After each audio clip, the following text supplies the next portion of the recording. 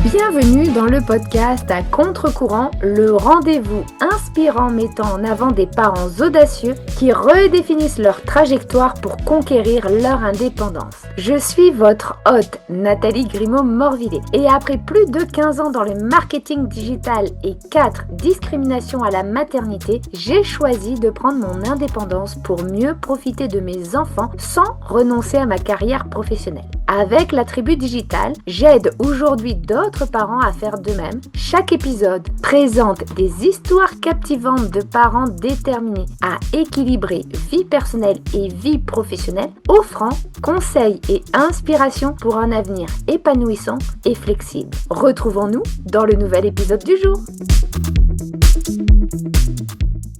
Bienvenue dans ce nouvel épisode de podcast Mom Tips. Mom Tips, ce sont de petits épisodes plutôt rapides pendant lesquels je vous partage mes astuces, mes conseils, mes prises de conscience en tant que mompreneur pour vous permettre d'atteindre vos objectifs et surtout de déconstruire des croyances portées par la société, nos proches, parfois même par nous-mêmes et qui vont impacter négativement notre quotidien.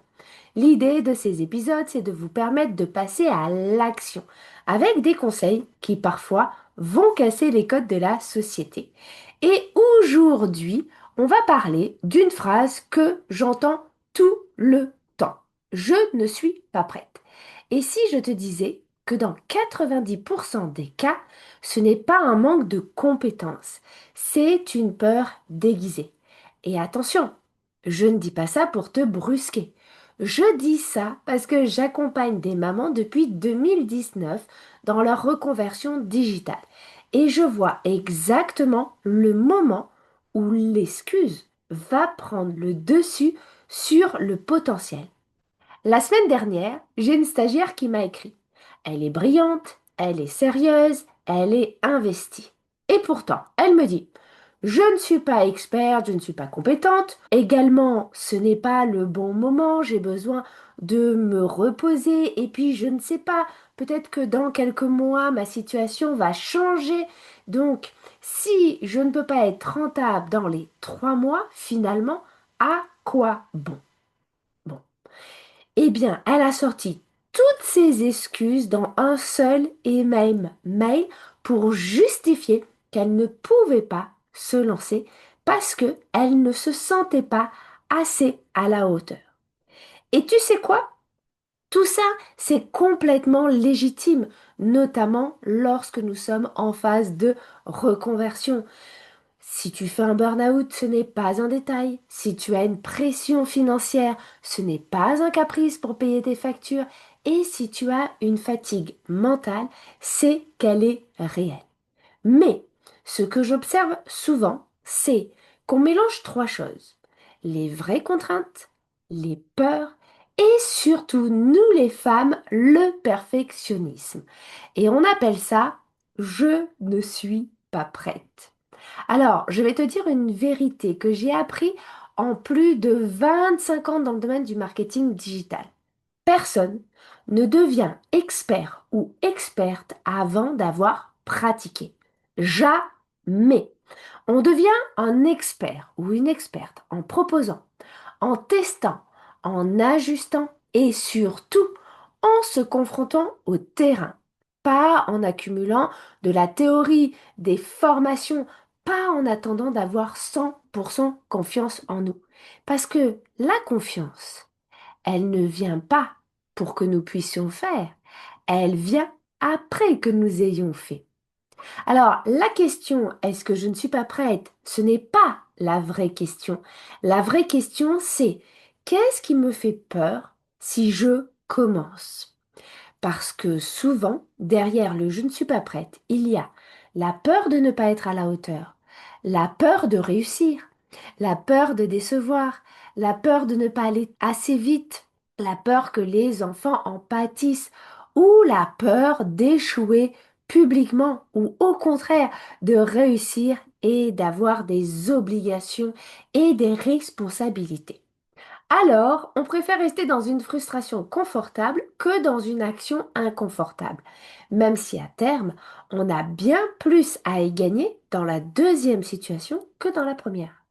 Attention, hein, Je ne suis pas en train de te dire force-toi. Si tu sors d'un burn-out, le repos est une de tes responsabilités.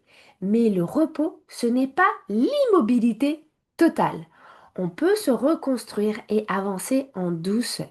Ce qui est dangereux, ce n'est pas de ralentir, c'est de transformer un temps de pause en abandon silencieux. Alors aujourd'hui, je veux te proposer un exercice très simple. Prends une feuille, trace deux colonnes. Colonne 1, mes vraies contraintes, parce que tu en as comme tout le monde. Colonne 2, mes peurs, et sois honnête. Ensuite, pose-toi cette question. Quelle est la plus petite action possible que je peux faire cette semaine? Alors, pas quelque chose de gros comme lancer une entreprise, pas signer 3 clients, juste, par exemple, contacter une personne, publier un post, proposer ton aide, mettre à jour ton profil LinkedIn ou envoyer un message. Une micro-action. Parce que, tout simplement, et je l'ai dit tout à l'heure, l'action crée la confiance. Ce n'est pas l'inverse. Et personne n'a jamais commencé rien, absolument rien, en se sentant prêt ou prête à 300%. Mais la seule différence entre celles qui avancent et celles qui attendent, ce n'est pas le talent, ce n'est pas l'argent, ce n'est pas le temps. C'est la décision qu'elles prennent à un moment donné de mettre en place une petite action, puis une deuxième, puis une troisième, etc. Alors, je te laisse avec ça. Est-ce que vraiment tu n'es pas prête? Ou est-ce que simplement tu as peur? Et puis, si tu veux changer de vie, aller dans une transition ou tout simplement te reconvertir, pas besoin de voir très grand. Commence petit, mais commence. Et commence dès aujourd'hui à la fin de cet épisode de podcast. De l'autre côté, on se retrouve dès la semaine prochaine. C'est la fin de notre épisode et s'il vous a parlé, inspiré, vous pouvez le liker, le commenter ou tout simplement le partager à une amie, une collègue, une autre maman qui en aurait besoin. Qui sait, vous pourriez être à l'origine d'un changement radical. Et puis en attendant notre prochain épisode, prenez soin de vous, avancez même d'un millimètre et si tu as besoin d'un encouragement, mets-le sous le commentaire. On viendra te soutenir avec bienveillance et on vous dit à la semaine prochaine.